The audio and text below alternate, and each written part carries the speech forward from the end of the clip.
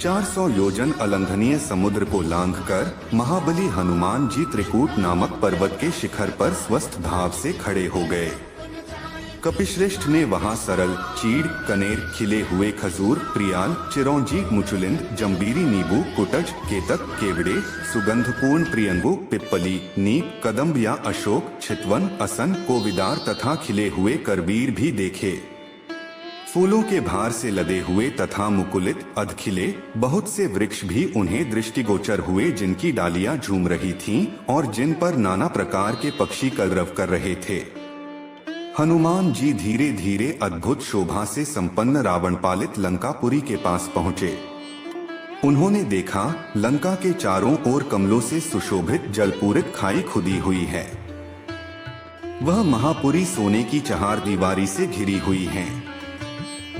श्वेत रंग की ऊंची ऊंची सड़कें उस पुरी को सब ओर से घेरे हुए थीं। सैकड़ों गगनचुंबी अट्टालिकाएं ध्वजा पताका फहराती हुई उस नगरी की शोभा बढ़ा रही हैं। उस पुरी के उत्तर द्वार पर पहुंचकर वानरवीर हनुमान जी चिंता में पड़ गए। लंकापुरी भयानक राक्षसों से उसी प्रकार भरी हुई थी जैसे कि पाताल की भोगवतीपुरी नागों से भरी रहती है।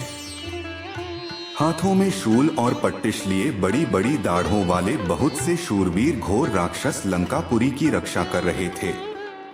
नगर की इस भारी सुरक्षा, उसके चारों ओर समुद्र की खाई और रावण जैसे भयंकर शत्रु को देखकर हनुमान जी विचार करने लगे कि यदि वानर वहां तक आ जाएं तो भी वे व्यर्थ ही सिद्ध होंगे, क्योंकि युद्ध द्वारा देवता भी लंका पर विजय नहीं पा सकते। रावण पालित इस दुर्गम और विषम संकटपूर्ण लंका में महाबाहु रामचंद्र आ भी जाएं तो क्या कर पाएंगे। राक्षसों पर साम, दान और भेद की नीति का प्रयोग असंभव दृष्टिगत हो रहा है।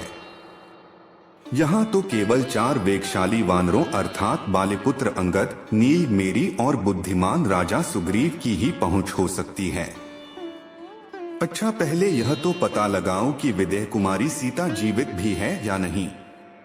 जनक किशोरी का दर्शन करने के पश्चात ही मैं इस विषय में कोई विचार करूंगा।